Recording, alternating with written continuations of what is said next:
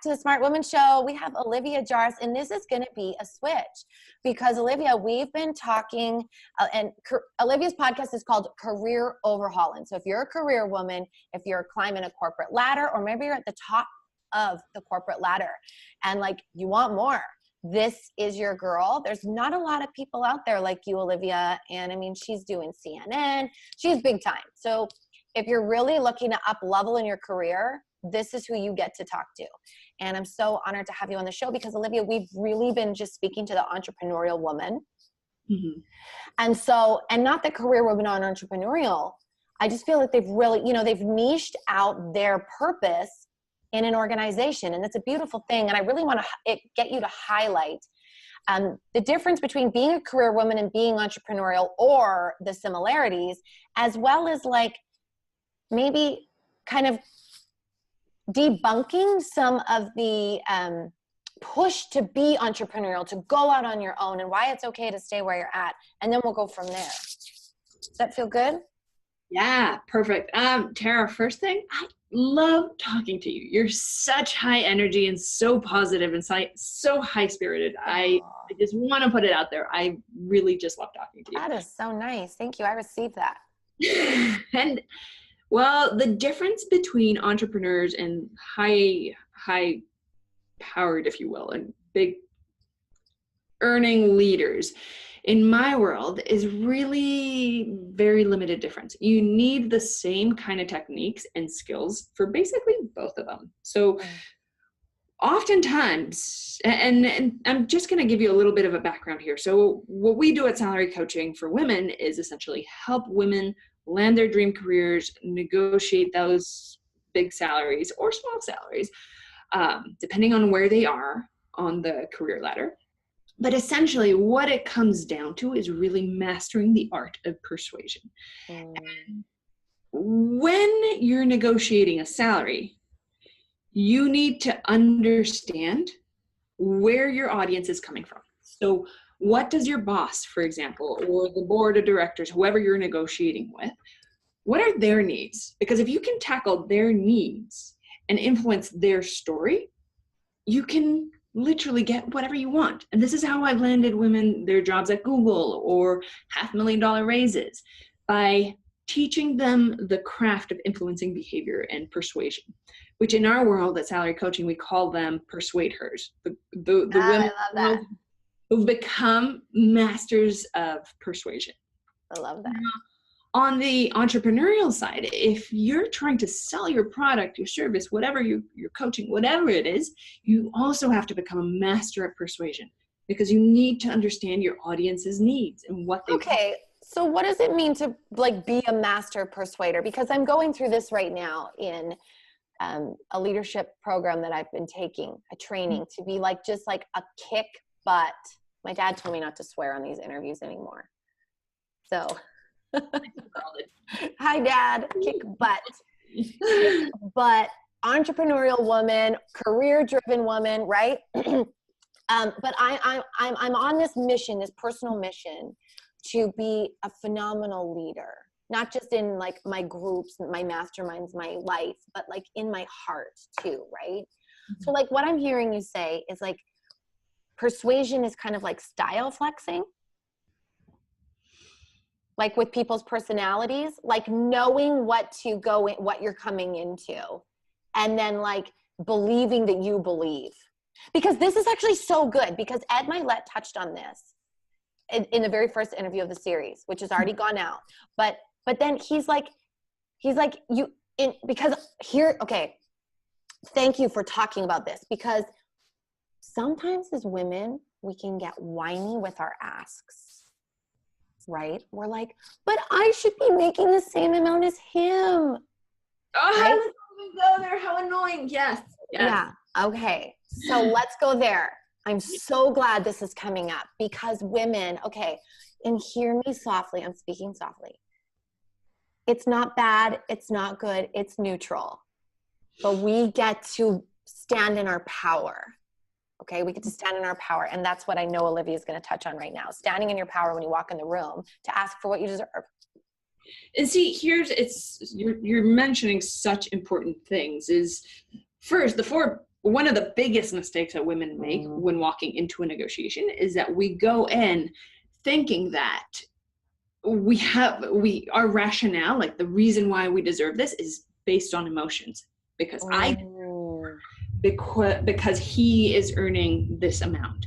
So when I go in there and I negotiate and I lean in and I say, like, boss, you need to give me this because he is earning more. Understand that does not serve your boss in any way. It might get you a pity raise, but the reality is that is an emotional rationale. That is a non-logical, bottom line impacting rationale. If you can craft an argument that really says, hey boss, this is what you hired me to do. This is what I'm actually doing right now. And there's a significant increase in responsibility and ultimately the impact that I'm having on the bottom line, that completely changes the conversation. So that's one thing where you change, your argument should never be emotionally based, because that does not impact the bottom line and that's not going to maximize your negotiation results. But then the other thing that you're touching on is, like you said, walking into your power. Now, one thing that women, and this is why it's persuade her, it's not just persuasion people. Women don't realize that society has trained us to do something really, really wrong, and that we accept that training and actually follow through with it. So, tell me. I want to know. When you think of a good negotiator, you're probably conjuring up, if I ask you to conjure up an image of a good negotiator, you're probably going to think of someone who's direct, uncompromising, a go-getter, someone who will stop at nothing for what they want. Yeah. And if I really asked you to kind of envision who that person is, you're probably going to envision a guy or a very masculine female. Because society has really told us that a good negotiator has all of these very masculine traits.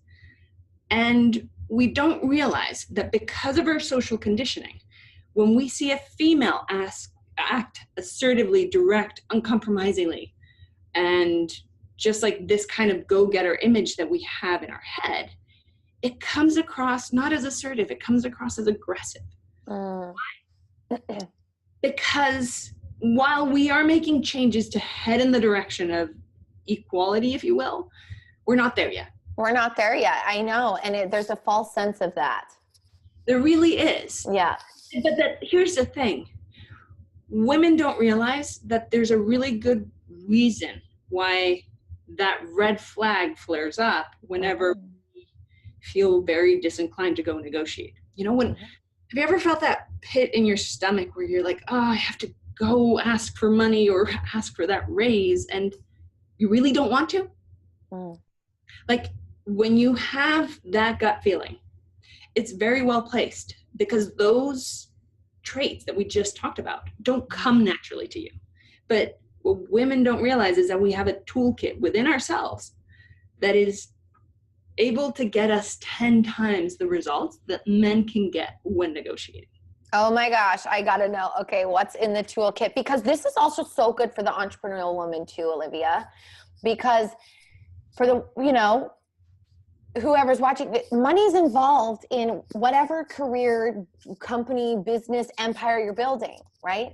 So and we were talking about this before the show started, this exchange in money that's so important. So let's talk about the toolkit and what is in our toolkit, because here's what I'm learning about myself. I have everything that I need inside of me to be the highest version of me. Amen. That is so true. So that's exactly it. And this is at Salary Coaching, literally what we embody every single day. And this is one of the reasons you'll see me all over the media, is because I'm not trying to do things the way that society has dictated that you have to do things in order to achieve more. Like, literally the toolkit that we're talking about, that women excel at doing things, is by being supportive, kind of more empathetic, nurturing. And all of those traits that we associate with motherly are actually incredible business tools. And in the negotiation world, and this is something that not often people realize, the best negotiator in the world, and this is like ask any expert negotiator and they will tell you who the best negotiator is. Do you want to take a stab at it? Your kids? Well, yeah, my kids are really good negotiators, but yeah, and I mean, it's definitely me. I mean, in my relationship anyways, because Ed Milet said is that it's, you know, in his first interview, because we talked about this when the woman versus man, the husband, and he said, you know, my wife always wins. And it's not because she's convincing me to believe her. It's because she's just more certain about her belief. Like she can just stand more firm in her belief of what she believes than I can. Yeah, there's definitely, there's that belief that women are really good at getting things for others in particular, like for family, our family members, our spouses, friends, and everything. But when it comes down to like the core essence of a negotiator, women always have the winning tools. We are just not using them because society has defined a good negotiator as something that looks as someone who's assertive and direct and uncompromising. But if instead you can be nurturing, empathetic, supportive, and relationship building, the kind of results you get are astronomical. And this is how we literally help women, whether they're negotiating contracts or trying to get better deals for their businesses or negotiating salaries. But back to that, the top negotiator in the world is Oprah Winfrey. Oh my gosh. Of course. She can get whatever she wants. Of course. Out of anyone on the planet. Like any famous star that walks on her stage, she can get them to cry their heart out, divulge their deepest secrets. And that's really it. Like, you don't associate Oprah as a good. You just like she's just this loving, powerful, amazing woman. Right. And talk about stepping into her power. Like that is the impersonation of an incredible persuader. It's funny that you're bringing up Oprah, because the only other time Oprah was brought up on the show was with Ed Milet's interview. So there's like a whole, your interview is very aligned with Ed Milet's. So it's interesting that you just brought up Oprah. So, okay, so let's go to the toolkit. What would be in Oprah's toolkit that we would also have in our toolkit? Don't mind me drinking my yerba mate. No problem. So let's think about it. She is incredibly understanding. And she's even said herself, like, well, actually, let me even rewind a little bit. Do you know much of Oprah's story? Like her. Yeah, it's horrible. It's a really, really sad, traumatic upbringing. But then it turns super powerful. Right. So she was born to a 13-year-old mom. She was abused by family members, raised by her grandmother. It was just, she did not come from a really good background. And she didn't really even have a great education, but what she did have were these tools that we all as women already have. And one of those really important tools is being able to understand the needs of somebody else and where they're coming from. So have you ever heard of Maslow's hierarchy of needs? I have not. So this guy, Abraham Maslow, in the 1940s created this pyramid, which in psychology is known as the hierarchy of needs. And at the base, essentially you have to satisfy like your very basic survival needs. So you have, I don't know, safety and security, you have cold, hot, hunger, all those basic needs. But as you move up the pyramid, you kind of become a little bit more enlightening. So then you move up and you have the need for love and for social acceptance and for fulfilling your drive. And then the further up you go, you get to this level where what you want is to transcend. But if you're a good persuader, what you do is you understand where the person you're talking to is with regards to their needs. And what you want to do is figure out how you can serve those needs. And this is something that, again, is absolutely there when it comes to women. Okay, so this is what I'm hearing you saying, and it's really, it's ringing loud and clear to me, because I'm hearing these things in my own leadership transformation. Maybe not transcendence, but transformation, is that we get to meet people where they're at. Okay, so let's paint a picture here. You walk into the room, excuse me, you walk into the room, there's your boss, and is he likely that controlling, aggressive person? Is that standard for the, I have not climbed a corporate ladder. I have been around organizations and been involved in organizations as a contractor where men are typically controlling, aggressive, assertive, cut to the chase, don't talk too much, don't cry. I get it. But like, so how do we meet that person where he's at? So what I would say is, essentially, we always tell women to prepare for that kind of situation. Like, okay, prepare for the worst, even though it might not materialize that way. But if you do face that situation, what you need to understand is that what this person is acting out isn't necessarily their needs. They might be saying, no, I'm not going to give you this money, but it's not because they don't have the money. They might be saying that that's the excuse. They might be saying that I'm not going to give you the money because X, Y, Z. But in reality, what they really care about, and if you think about this hierarchy within the pyramid, is that they want to make a good impression with the people that he reports to, or the people that report to him. And what happens if people see that you got that raise and they didn't? They're all going to come out and ask. Yeah. So you need to understand what's really driving that particular behavior. Like, where are those insecurities, and how can you, if we so crassly say this, butter him up and make him feel reassured and meet those needs? Does he need validation? Does he need someone to say, like, you're doing a good job, I like your leadership style? Like, sometimes that's the pat in the back is literally all they need. This is just like ringing, Olivia, this is so on point. I just had a coaching call on this morning, not one of my clients, but my coach giving me this.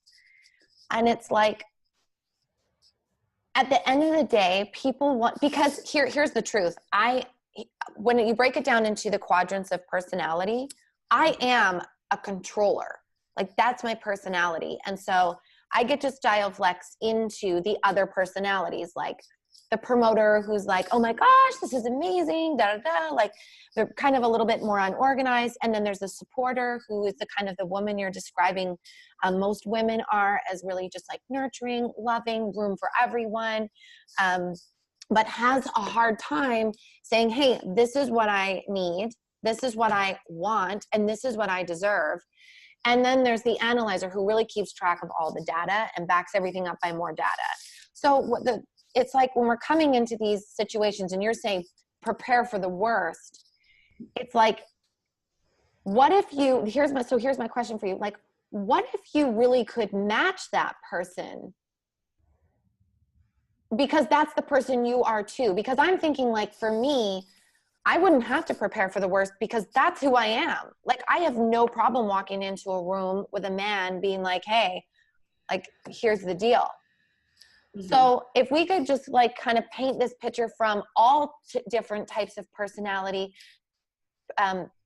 points from the 4 quadrants, and it's like, you're saying, like, butter them up, but like, at the end of the day, everybody just wants love and acceptance.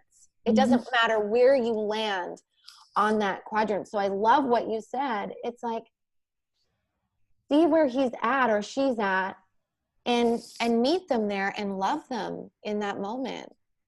And that's exactly it. And it really doesn't, influencing behavior doesn't necessarily have to tie in to personalities, because ultimately, I mean, we all have our different approaches and different personalities that we use to back up what we do. But when it comes down to influencing behavior, which is at its core what we do, it's it's exactly what you're saying. You have to understand them first, put them and their needs first. And they will literally do anything. If you do it right, they're going to do anything for you. And it's basically, it's so simple. It's the only way you can get somebody else to do what you want them to do is to make them want to do it too. Doesn't that kind of make sense? It does. It's basic. So what does a conversation like that look like? Give us an example. In terms of a negotiation? Like, okay, so you're sitting down, you're mapping this out, and you want to bring somebody to follow your lead, your movement.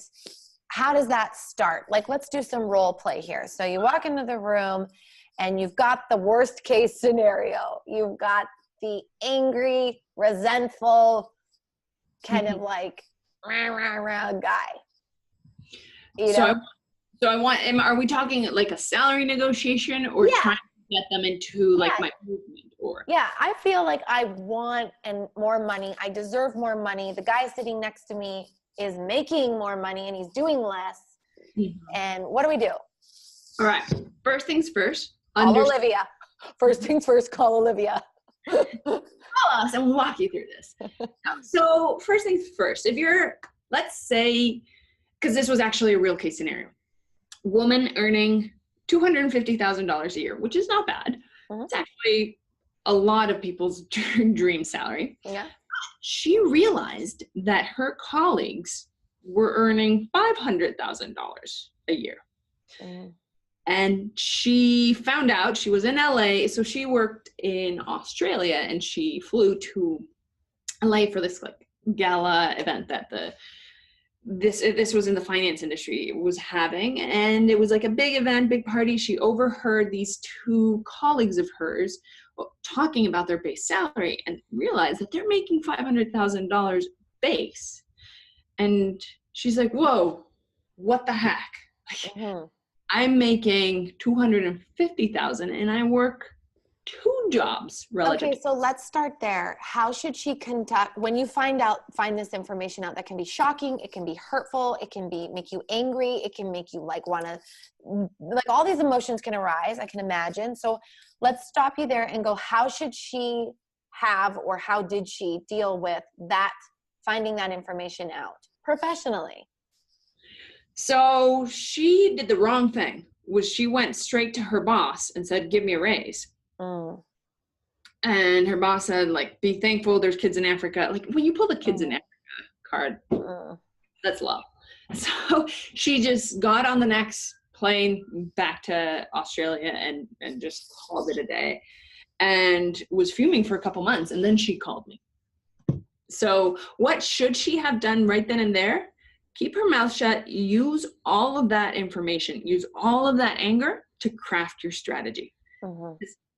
You're compiling information so that when you go into that conversation, you have an informational advantage. Yeah.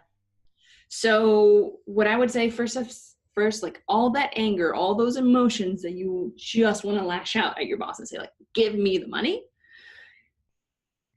compile them in, use that energy. Don't waste it losing sleep. Use it to craft your perfect negotiation strategy. Yeah. So what she went and did, and barked at her boss, blamed her boss. How does that meet his needs? No way. No way. So he literally kicked her out of the office. And a couple months later, she connected with me. She's like, this is my situation. I'm really disengaged, which this is what happens to most women in the workforce. We disengage because we think that, you know, that it's me, it's not them. And I'm just going to go back into my corner. And, you know, oftentimes, and this happened to me at one point too, you just decide, I'm just going to leave the workforce if I can afford to do that and go raise my family. Right. But here's the thing with that. Like, I love that and everything, but this series is very much about, you know, supporting women in their leadership. I had no idea that's what this series was going to be about, but it just is. And like, that's not okay. It's not okay to retract. It's not okay to like make this a story. It's not okay to victimize yourself over a situation like this. Like we get to stand in our power. We get to be confident in what we deserve, and we get to ask effectively. So exactly. So and oftentimes, even though you've reacted like emotionally and disengaged, you can come back. Like we can bring you back into the situation where you can actually kind of retrace your steps, and which is what we did in her situation.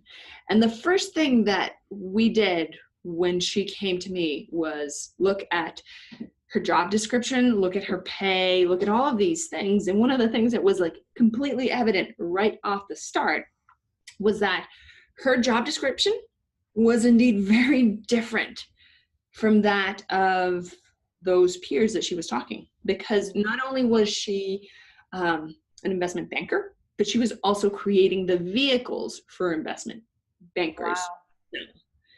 And her boss, the one that was based out in LA, didn't know this. He didn't realize that she was also crafting the actual vehicles in Australia. But at the same time, this guy was a total jerk. And I'm sorry for Kara's dad. I hope that word's okay. No, jerk's okay. Jerk's okay. Okay. But he was a total jerk. He'd already fired like 10 people off their team just because he could, because he was a good investment banker. So this is why he got into a leadership position, even though he shouldn't never have been in a leadership position. So this woman, let's just call her Laura, went to the HR department and basically we crafted the strategy, right? We figured out, okay, these guys are making that, so this is what she should be earning for this. And really what she should be earning, because she not only is doing this role that these investment bankers are doing, but she's also doing the quantitative role, she should be earning $500,000 more than what she's earning. So she should be hovering 750, not 500 like these guys are. But how do you bring this to the attention of a shark like this guy was? Because knowing his pattern for reactions, he would have just felt vilified. He would have just felt that this was an attack against him. So what we worked with was we got a really good grasp, or I got a really good grasp of his personality. So then with Laura, what we did was craft a conversation around, hey, Joe, I know that we had a conversation a few months ago about my salary, and it perhaps didn't really go the way that I was expecting it to go. Okay, so just take note right there. Mm-hmm. Olivia has asked Laura to be responsible for how the previous conversation went. Oh yeah. Because, and I'm just highlighting that because that's been a theme in the conversation, is like being responsible for the outcomes that we generate. Right. And even bring it up, say, I wasn't as prepared perhaps as I should have been. That said, I would love to have another shot at this conversation with you. Can we discuss it? And he's like, well, I don't really have anything to discuss. You're earning what you deserve and blah, blah, blah, blah, blah, blah, blah. And, next time you bring this up, I'm thinking you're going to have to start finding a new job. Wow. Well, but thankfully, we prepared her. See, everybody has, in a negotiation, you have the right for a no. And in fact, I always tell women, prepare for a no.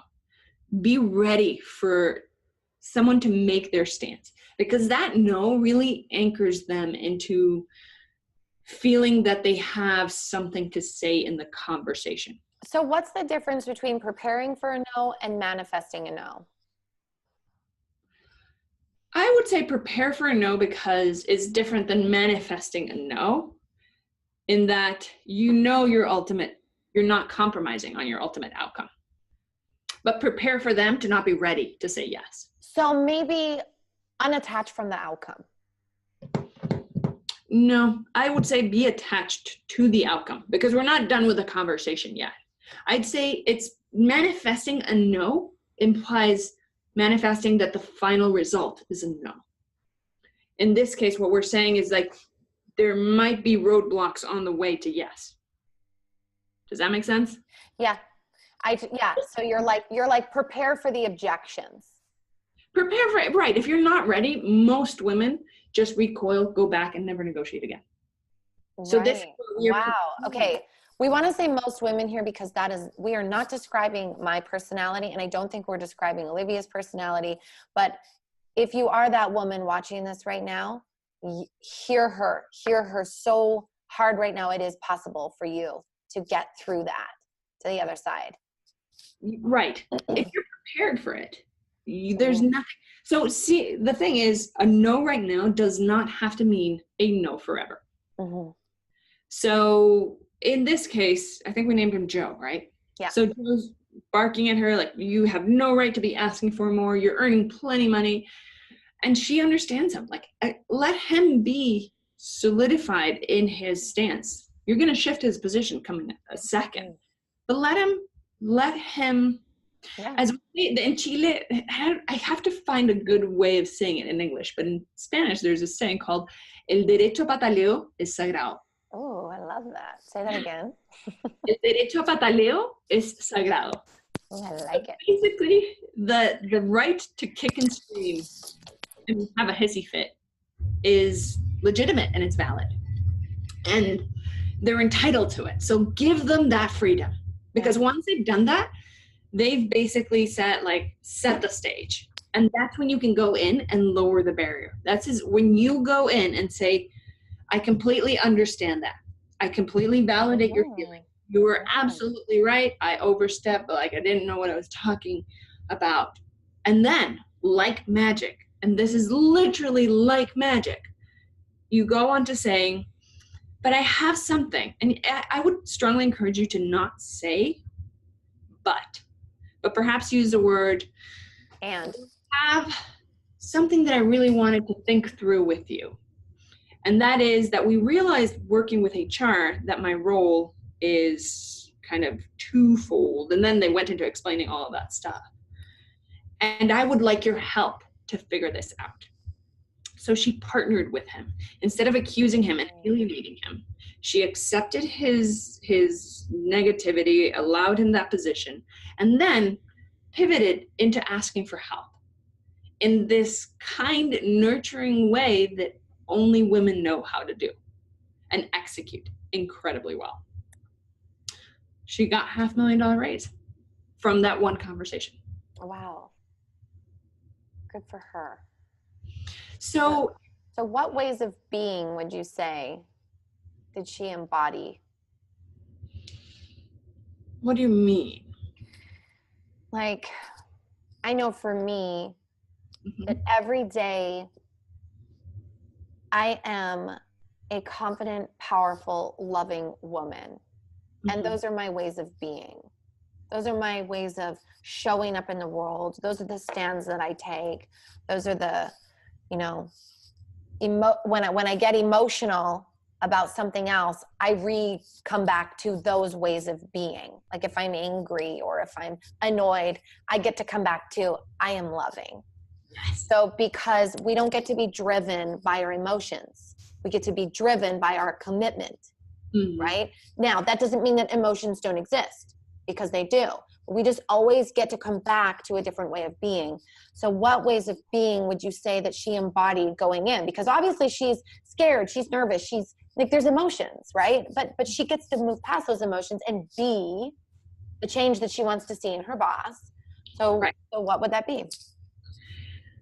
I think I think a lot of those traits that you're mentioning, those core, that core ethos that you're talking about, that you embody yourself, is at its core, it's really, if you're coming to the world from a place of love and service, if you position yourself, and it's not about you, it's just about emanating love in whatever way and shape or form. I'm starting to laugh in these interviews, Olivia, because this series is so aligned. Like really? Every single person who comes on this show says the same thing that another person is saying, that another person is saying, like everybody's super aligned. So how many times, lady watching this, have you heard it's not about you on this show? If you have not by now gathered that nothing about what you're doing, whether you're entrepreneurial or you're a corporate woman, is about you. Like just take a moment right now to zone in on this moment and write that down. It's not about me. Mm-hmm. Yeah, it's really not. I mean, you can make it about you, but you're not going to get what you want if you're making it about you. That's right. So. And why? Why not?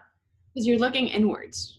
Mm-hmm. Like, I don't know what your beliefs are, but I've absolutely found that whenever I put myself in a position of service to others, mm-hmm. whatever I want literally manifests its way like mm-hmm. from what I ever thought it could possibly be. Yeah, like even you coming on the show, I was like, Olivia, we can make this happen. And you're like, I know, we can. And she's like searching in her calendar for like any little sliver of time that she can make this interview happen with me. So, and because she's in service all the time. She's like, no, I want to be of service to your audience. I want to be of service to your community, my community, the other experts community, and of course to me in producing the show. And so I really want to thank you for being on the show. And also, Olivia has a free mastermind.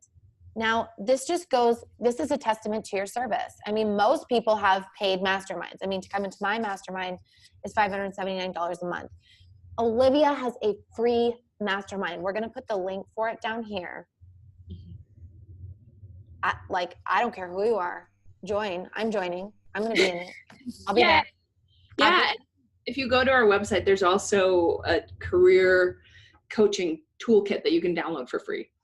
Yes, and that was what I was going to say. The tools that she's talking about, she touched on one or like maybe three. I don't know what's exactly in the kit, but we'll put the link down here as well for you to download the toolkit so that you can really connect with who you are in this space.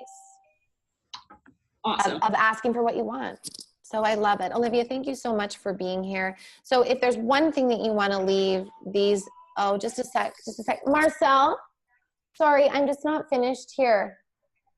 I'll be just 2 minutes. Could you just play outside for a minute? Sorry, I didn't think they were coming back. So cute. Sorry, Olivia. Hi. Hi, you want to see Miss Olivia? Oh, hi. Who is this? This is Capri. She can't hear you. She can't hear you. Hi. She's saying hi. So cute. Yeah, she's cool. We've all got kids. Yeah. Most of us. I have too. I'm attached to the computer. Usually I would, because it was 9 a.m. when we started and I just didn't, my nanny starts at 9, so. No, I'll just do it at home. I understand it. I've got 2 kids, so I totally hear you. And I honor you for having your kids with you. This is amazing. This is how women operate today. Yeah, and you know what? I wonder if we should cut any of this out. Maybe we should leave all of this in. I hope you leave all of it in because the reality, like, this is what life is about. There's no such thing as work. Okay, we're going to leave it in. Yeah. We're going to leave it in for you. And actually, James Altucher said the same thing. He's like, don't cut anything out of this interview. So it's like super raw. So Kelly, your editing just got really easy today because you don't have to cut out anything. And we really don't. We leave most of it in, but if there's a sound issue or whatever. But anyways, Olivia. This is what life is about. Get the toolkit. And if you're going to leave us with anything, what would it be going into our day? Understand that it's not about you. You want to get what you want. It's not about you. Great. How can they get a hold of you?